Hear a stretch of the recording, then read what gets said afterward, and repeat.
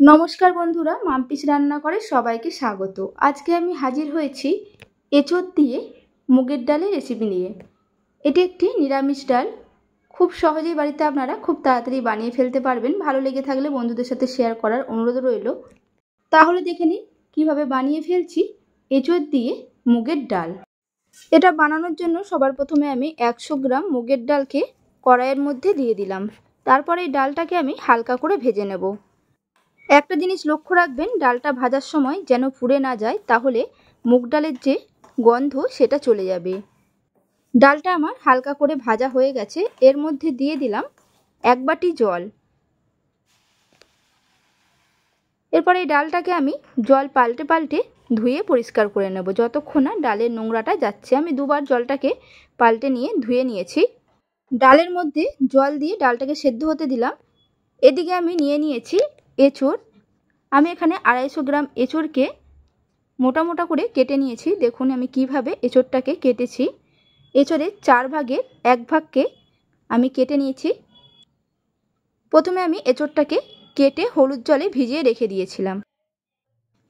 একটা মিডিয়াম সাইজের টমেটো, যেটাকে ছোট ছোট করে কেটে নিয়েছি। 2টো কাঁচা লঙ্কা মাঝখান দিয়ে চিড়ে নিয়েছি।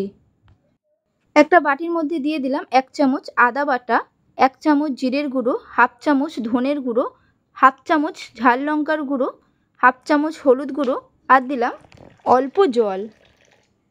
চামচ দিয়ে মশলাটাকে খুব ভালোভাবে মিশিয়ে নেব। দেখুন মেশানো হয়ে গেছে। এরপর এটাকে আমি ঢাকা দিয়ে রেখে দেব।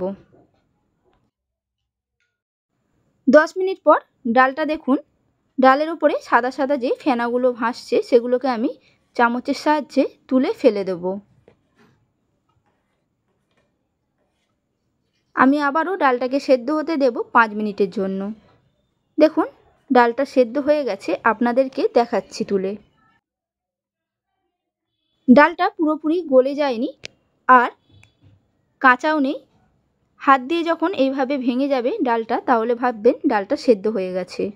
এরপর এই ডালটাকে আমি নামিয়ে রেখে দিলাম।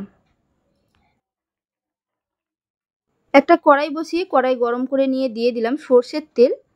তেলটা খুব ভালোভাবে গরম হয়ে গেলে 1/2 চামচ গোটা জিরে, একটা তেজপাতা মাঝখান দিয়ে ছিঁড়ে দিয়েছি, একটা শুকনো লঙ্কা দিয়ে দিলাম 2টো লবঙ্গ, 2টো এলাচ আর 1 টুকরো দারচিনি।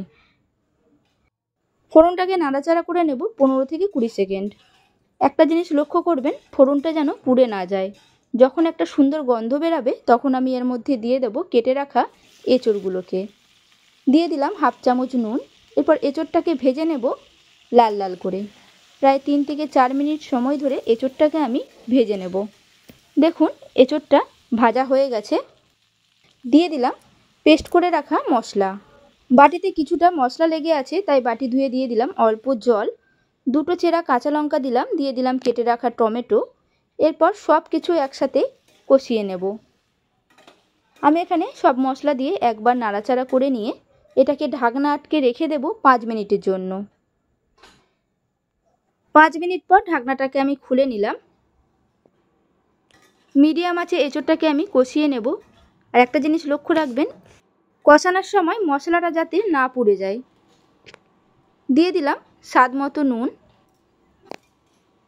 সব কিছু একসাথে মিশিয়ে নিয়ে আবারও এটাকে ঢাকনা আটকে হতে দেব 5 থেকে 7 মিনিটের জন্য। 7 মিনিট পর ঢাকনাটাকে আমি খুলে নিলাম। এই সময় এঁচোড়টা আমার হাফ সেদ্ধ হয়ে গেছে। মশলাটাকে একবার নাড়াচাড়া করে নিলাম। দেখুন এঁচোড়টা আমি ভেঙে দেখাচ্ছি। এঁচোড়টা আমার কষানো হয়ে গেছে। দিয়ে দিলাম সেদ্ধ করে রাখা মুগের ডাল। দিয়ে দিলাম গরম জল। সব কিছু খুব ভালোভাবে মিশিয়ে নেব। মেশানো হয়ে গেছে, ঢাকনা আটকে হতে দেব 10 মিনিটের জন্য। 10 মিনিট পর ঢাকনাটাকে আমি খুলে নিলাম। দেখুন ঝোলটা অনেকটাই গাঢ় হয়ে গেছে আর এই সময় এঁচোড়গুলো খুব ভালোভাবে সেদ্ধ হয়ে গেছে।